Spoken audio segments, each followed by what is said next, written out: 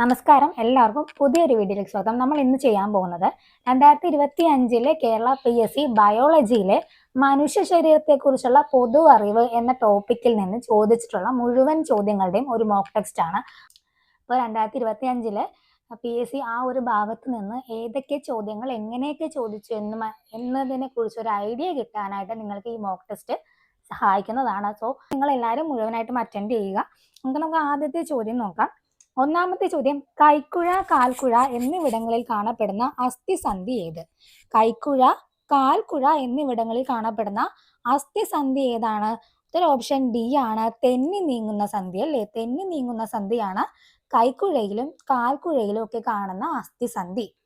രണ്ടാമത്തെ ചോദ്യം, സിനാപ്സ് ഇതുമായിട്ട് ബന്ധപ്പെട്ട ശരിയായ പ്രസ്താവനകൾ തിരഞ്ഞെടുക്കുക. സിനാപ്സുമായിട്ട് ബന്ധപ്പെട്ട ശരിയായ പ്രസ്താവനയാണ് തിരഞ്ഞെടുക്കാൻ പറഞ്ഞിട്ടുള്ളത്. അപ്പൊ ഇതിൽ ശരിയായിട്ടുള്ള സ്റ്റേറ്റ്മെന്റുകൾ 2ഉം 3ഉം ആണ്. അതായത് പേശീകോശത്തിനും ന്യൂറോണിനും ഇടയിൽ കാണപ്പെടുന്നു, 2 ന്യൂറോണുകൾക്കിടയിൽ കാണപ്പെടുന്നു. സിനാപ്സ് എന്ന് പറയുന്നത് പേശീകോശത്തിനും ന്യൂറോണിനും അതുപോലെ തന്നെ 2 ന്യൂറോണുകൾക്കിടയിലുമാണ് കാണപ്പെടുന്നത്. അപ്പൊ ഇതിന്റെ ഉത്തരം ഓപ്ഷൻ ബി ആണ്. 1ഉം 2ഉം ശരിയാണ്. 2ഉം 3ഉം ശരിയാണ്. മൂന്നാമത്തെ ചോദ്യം, മനുഷ്യ ശരീരത്തിലെ ഏറ്റവും കാഠിന്യമുള്ള പദാർത്ഥം ഏതാണ്? മനുഷ്യ ശരീരത്തിലെ ഏറ്റവും കാഠിന്യമുള്ള പദാർത്ഥം ഏതാണ്? ഉത്തരം ഓപ്ഷൻ ബി ആണ്, ഇനാമലാണ് മനുഷ്യ ശരീരത്തിലെ ഏറ്റവും കാഠിന്യമുള്ള പദാർത്ഥം. അടുത്ത ചോദ്യം, മനുഷ്യ ശരീരത്തിൽ യൂറിയയുടെ നിർമ്മാണം നടക്കുന്നത് എവിടെയാണ്? മനുഷ്യ ശരീരത്തിലെ യൂറിയയുടെ നിർമ്മാണം നടക്കുന്നത് എവിടെ വെച്ചിട്ടാണ്? ഉത്തരം ഓപ്ഷൻ എ ആണ്, കരളിൽ വെച്ചിട്ടാണ് യൂറിയയുടെ നിർമ്മാണം നടക്കുന്നത്. അഞ്ചാമത്തെ ചോദ്യം നോക്കിയാലോ. അപകടത്തിൽപ്പെട്ട ഒരു വ്യക്തിയുടെ സെറിബെല്ലത്തിന് തകരാറ് സംഭവിച്ചു. ഇത് ആ വ്യക്തിയെ എങ്ങനെ ബാധിക്കുന്നു? അപകടത്തിൽപ്പെട്ട ഒരു വ്യക്തിയുടെ സെറിബെല്ലത്തിന് തകരാറ് സംഭവിച്ചാൽ ആ വ്യക്തിയെ എങ്ങനെയാണ് അത് ബാധിക്കുന്നത്? ഉത്തരം ഓപ്ഷൻ ബി ആണ്, ശരീര തുലന നില പാലിക്കപ്പെടുന്നില്ല. സെറിബെല്ലത്തിന് തകരാറ് സംഭവിച്ചു കഴിഞ്ഞാൽ ശരീരത്തിന്റെ തുലനാവസ്ഥ പാലിക്കപ്പെടുന്നില്ല. ആറാമത്തെ ചോദ്യം, അസ്ഥിയെ പൊതിഞ്ഞു കാണപ്പെടുന്ന സ്ഥലം. അസ്ഥിയെ പൊതിഞ്ഞു കാണപ്പെടുന്ന സ്ഥലം എന്താണ്? ഓപ്ഷൻ ബി ആണ്, പെരിയോസ്റ്റിയം. എന്താണ്? അസ്ഥിയെ പൊതിഞ്ഞു കാണപ്പെടുന്ന സ്ഥലമാണ് പെരിയോസ്റ്റിയം. ഏഴാമത്തെ ചോദ്യം, മനുഷ്യ ശരീരത്തിന്റെ കുടൽ ഭിത്തിയിൽ വെച്ച് ചില ബാക്ടീരിയകൾക്ക് ഈ ജീവകം നിർമ്മിക്കാനാവും. അതിനാൽ ഭക്ഷണത്തിലൂടെ ലഭിക്കേണ്ട ഈ ജീവകത്തിന്റെ അളവ് കുറഞ്ഞാലും അപര്യാപ്തത വരുന്നില്ല. ഇവിടെ പരാമർശിക്കുന്ന ജീവകം എന്താണ്? മനുഷ്യ ശരീരത്തിന്റെ കുടൽ ഭിത്തിയിൽ വെച്ച് ചില ബാക്ടീരിയകൾക്ക് ഈ ജീവകം നിർമ്മിക്കാനാവും. അതിനാൽ ഭക്ഷണത്തിലൂടെ ലഭിക്കേണ്ട ഈ ജീവകത്തിന്റെ അളവ് കുറഞ്ഞാലും അപര്യാപ്തത വരുന്നില്ല. ഏത് ജീവകത്തെ കുറിച്ചാണ് പറയുന്നത്? ജീവകം കെ അല്ലേ? ഓപ്ഷൻ ഡി ആണ്, ജീവകം കെ ആണ് കുടൽ ഭിത്തിയിൽ വെച്ച് നിർമ്മിക്കുന്ന ജീവകം. എട്ടാമത്തെ ചോദ്യം, കാർഡിയോളജി ഏത് അവയവത്തിന്റെ തകരാറുകൾ കൈകാര്യം ചെയ്യുന്ന വൈദ്യശാസ്ത്ര ശാഖയാണ്? കാർഡിയോളജി ഏത് അവയവത്തിന്റെ തകരാറുകൾ കൈകാര്യം ചെയ്യുന്ന വൈദ്യശാസ്ത്ര ശാഖയാണ്? ഓപ്ഷൻ ബി ആണ് അല്ലെ, ഹൃദയത്തിന്റെ തകരാറുകൾ കൈകാര്യം ചെയ്യുന്ന വൈദ്യശാസ്ത്ര ശാഖയാണ് കാർഡിയോളജി. ഒമ്പതാമത്തെ ചോദ്യം, പല്ലിന്റെ ആന്തരിക ഘടന ചുവടെ തന്നിരിക്കുന്നു. ഇവയിൽ ശരിയായ ജോഡികൾ ഏതെല്ലാം? നമുക്ക് സ്റ്റേറ്റ്മെന്റുകൾ വായിച്ചു നോക്കാം. ആദ്യത്തെ സ്റ്റേറ്റ്മെന്റ്, ഇനാമൽ പല്ല് നിർമ്മിച്ചിരിക്കുന്ന ജീവനുള്ള കല. അത് തെറ്റാണ്. ഇനാമൽ എന്നുള്ളത് പല്ലിന്റെ പുറംകവചമാണ്, അതിന് ജീവനില്ല. അപ്പൊ തെറ്റാണ് കേട്ടോ. ഡെന്റേൻ മനുഷ്യ ശരീരത്തിലെ ഏറ്റവും കാഠിന്യമുള്ള പദാർത്ഥം. അതും തെറ്റാണ്. കാഠിന്യമുള്ള പദാർത്ഥം ഇനാമലാണ്. പൾപ്പ് ക്യാവിറ്റി പല്ലിന്റെ ഏറ്റവും ആന്തരിക ഭാഗം. അത് ശരിയാണ്. സിമന്റം പല്ലിനെ മോണയിൽ ഉറപ്പിച്ചു നിർത്തുന്ന യോജക കല. അതും ശരിയാണ്. അപ്പൊ ഇവിടെ വരുന്നത് 3ഉം 4ഉം മാത്രമാണ്. ഓപ്ഷൻ ബി ആണ് ശരിയായിട്ട് വരുന്നത്. പത്താമത്തെ ചോദ്യം, 2 സ്റ്റേറ്റ്മെന്റ് തന്നിട്ടുണ്ട്. മനുഷ്യനിലെ ചലനവും സഞ്ചാരവും സാധ്യമാക്കുന്നത് പേശി വ്യവസ്ഥയാണ്. രണ്ടാമത്തെ സ്റ്റേറ്റ്മെന്റ്, മനുഷ്യരിലെ ചലനവും സഞ്ചാരവും സാധ്യമാക്കുന്നത് അസ്ഥി വ്യവസ്ഥയാണ്. അപ്പൊ ഈ 2 സ്റ്റേറ്റ്മെന്റുകളും വിലയിരുത്താനാണ് പറഞ്ഞിരിക്കുന്നത്. അപ്പൊ ഇതിന്റെ ഉത്തരം വരുന്നത് ഓപ്ഷൻ എ ആണ്. 2 പ്രസ്താവനകളും ശരിയാണ്. മനുഷ്യരിലെ ചലനവും സഞ്ചാരവും സാധ്യമാക്കുന്നത് പേശി വ്യവസ്ഥയാണ്. മനുഷ്യരിലെ ചലനവും സഞ്ചാരവും സാധ്യമാക്കുന്നത് അസ്ഥി വ്യവസ്ഥയാണ്. ഈ 2 സ്റ്റേറ്റ്മെന്റുകളും ശരിയാണ്. 11ാമത്തെ ചോദ്യം, ശ്വസനം, ഹൃദയമിടിപ്പ് തുടങ്ങിയ അടിസ്ഥാന പ്രവർത്തനങ്ങളെ നിയന്ത്രിക്കുന്ന തലച്ചോറിന്റെ ഭാഗം ഏതാണ്? ശ്വസനം, ഹൃദയമിടിപ്പ് എന്നീ അടിസ്ഥാന പ്രവർത്തനങ്ങളെ നിയന്ത്രിക്കുന്ന തലച്ചോറിന്റെ ഭാഗം ഏതാണ്? ഓപ്ഷൻ സി ആണ് മെഡുല ഒബ്ലാങ്കറ്റ. നമ്മുടെ ശരീരത്തിലെ അനൈച്ഛിക പ്രവർത്തനങ്ങളെ നിയന്ത്രിക്കുന്ന ഭാഗമാണ് മെഡുല ഒബ്ലാങ്കറ്റ. 12ാമത്തെ ചോദ്യം, ത്വക്ക്, അസ്ഥികൾ, ബന്ധിത കലകൾ എന്നിവയ്ക്ക് പ്രധാനമായ പ്രോട്ടീനായ കൊളാജന്റെ സമന്വയത്തിന് ആവശ്യമായ വിറ്റാമിൻ ഏതാണ്? ത്വക്ക്, അസ്ഥികൾ, ബന്ധിത കലകൾ എന്നിവയ്ക്ക് പ്രധാനമായ ഒരു പ്രോട്ടീനായ കൊളാജന്റെ സമന്വയത്തിന് ആവശ്യമായ വിറ്റാമിൻ ഏതാണ്? ഓപ്ഷൻ ബി ആണ്, വൈറ്റമിൻ സി ആണ് കേട്ടോ. 13ാമത്തെ ചോദ്യം, രക്തത്തിലെ പ്ലാസ്മയിൽ കാണപ്പെടുന്ന ഒരു പ്രോട്ടീൻ. രക്തത്തിലെ പ്ലാസ്മയിൽ കാണപ്പെടുന്ന പ്രോട്ടീൻ ഏതാണ്? ഓപ്ഷൻ ബി ആണ്, ഗ്ലോബുലിൻ ആണ് രക്തത്തിലെ പ്ലാസ്മയിൽ കാണപ്പെടുന്ന പ്രോട്ടീൻ. 14ാമത്തെ ചോദ്യം, രക്തത്തിൽ കാണപ്പെടുന്ന ഫാഗോസൈറ്റിക് കോശം ഏതാണ്? രക്തത്തിൽ കാണപ്പെടുന്ന ഫാഗോസൈറ്റിക് കോശം ഏതാണ്? ഓപ്ഷൻ സി ആണ്, മോണോസൈറ്റ് ആണ് രക്തത്തിൽ കാണപ്പെടുന്ന ഫാഗോസൈറ്റിക് കോശം. അടുത്ത ചോദ്യം, ഒരു കാർഡിയാക് സൈക്കിൾ പൂർത്തീകരിക്കാൻ ആവശ്യമായ സമയം എത്ര? ഒരു കാർഡിയാക് സൈക്കിൾ പൂർത്തീകരിക്കാൻ ആവശ്യമായ സമയം എത്രയാണ്? ഓപ്ഷൻ ഡി ആണ്, 0.8 സെക്കൻഡ്. 0.8 സെക്കൻഡ് ആണ് ഒരു കാർഡിയാക് സൈക്കിൾ പൂർത്തിയാക്കാൻ ആവശ്യമായ സമയം. അടുത്ത ചോദ്യം, രക്തത്തിലെ കാൽസ്യത്തിന്റെ സാധാരണ അളവ് എത്ര? രക്തത്തിലെ കാൽസ്യത്തിന്റെ സാധാരണ അളവ് എത്രയാണ്? ഓപ്ഷൻ ഡി ആണ്, 12 തൊട്ട് 17 mg ആണ് രക്തത്തിലെ കാൽസ്യത്തിന്റെ സാധാരണ അളവ്. 17ാമത്തെ ചോദ്യം, മസ്തിഷ്കത്തെ പൊതിഞ്ഞ് കാണപ്പെടുന്ന സ്തരപാളി ഏത്? മസ്തിഷ്കത്തെ പൊതിഞ്ഞ് കാണപ്പെടുന്ന സ്തരപാളി ഏതാണ്? ഓപ്ഷൻ സി ആണ്, മെനിഞ്ചസ് ആണ് മസ്തിഷ്കത്തെ പൊതിഞ്ഞ് കാണപ്പെടുന്ന സ്തരപാളി. 18ാമത്തെ ചോദ്യം, മുറിവുണ്ടാകുമ്പോൾ രക്തം കട്ടപിടിക്കാൻ സഹായിക്കുന്ന ജീവകം ഏതാണ്? മുറിവുണ്ടാകുമ്പോൾ രക്തം കട്ടപിടിക്കാൻ സഹായിക്കുന്ന ജീവകം ഏതാണ്?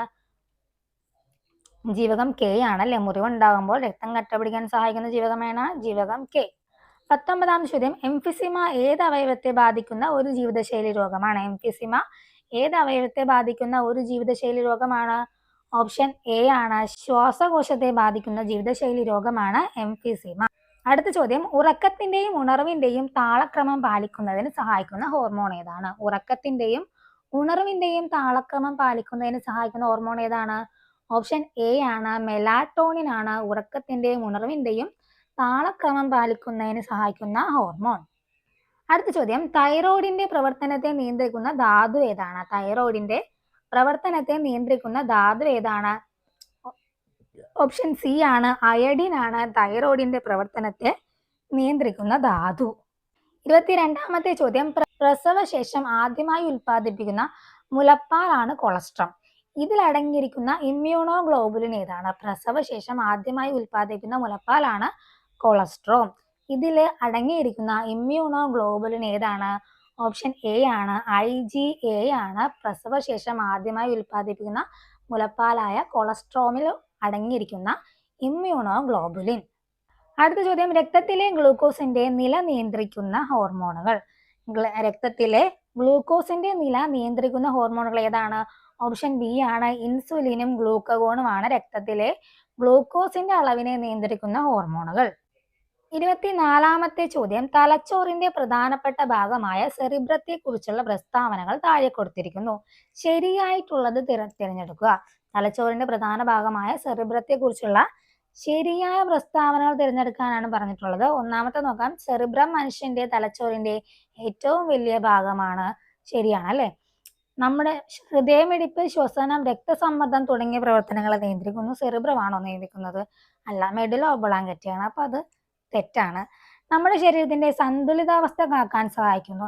അത് സെറിബെല്ലമാണ്. അപ്പൊ അതും തെറ്റാണ്. ചിന്ത, ഓർമ്മ, ബുദ്ധിമുട്ടുകൾ പരിഹരിക്കൽ, ഭാഷ, തീരുമാനങ്ങൾ എന്നിവയെ നിയന്ത്രിക്കുന്നത് സെറിബ്രമാണ്. ചിന്ത, ഓർമ്മ, ബുദ്ധിമുട്ടുകൾ പരിഹരിക്കൽ, ഭാഷ, തീരുമാനങ്ങൾ എന്നിവയെ നിയന്ത്രിക്കുന്നത് എന്നിവയെ നിയന്ത്രിക്കുന്നത് സെറിബ്രമാണ്. അപ്പൊ ഇത് ശരിയാണ്. 1ഉം 4ഉം മാത്രമാണ് ശരിയായിട്ടുള്ളത്. അപ്പൊ ഇതിൽ ഉത്തരം വരുന്നത് ഓപ്ഷൻ എ ആണ്. 1ഉം 4ഉം ശരിയാണ്. അടുത്തത് 25ാമത്തെ ചോദ്യമാണ്, കോശങ്ങളിൽ കാണപ്പെടുന്നതും കോശത്തിന് ആവശ്യമായ ഊർജം ATPയുടെ രൂപത്തിൽ നിർമ്മിക്കുന്നതും സംഭരിക്കുന്നതുമായ കോശഘടകം ഏതാണ്? കോശങ്ങളിൽ കാണപ്പെടുന്നതും കോശത്തിന് ആവശ്യമായ ഊർജം ATPയുടെ രൂപത്തിൽ നിർമ്മിക്കുന്നതും സംഭരിക്കുന്നതുമായ കോശഘടകം ഏതെന്നാണ് ചോദിച്ചിട്ടുള്ളത്. ഓപ്ഷൻ എ ആണ്, മൈറ്റോകോൺട്രിയ ആണ് അല്ലെ. കോശത്തിന്റെ പവർ ഹൗസ്, ഊർജ ഉൽപാദനം നടത്തുന്നത് ആരാണ്? മൈറ്റോകോൺട്രിയ ആണ് അല്ലെ. 26ാമത്തെ ചോദ്യം, പേശി പ്രവർത്തനങ്ങൾ ഏകോപിപ്പിച്ച് ശരീര തുലനാവസ്ഥ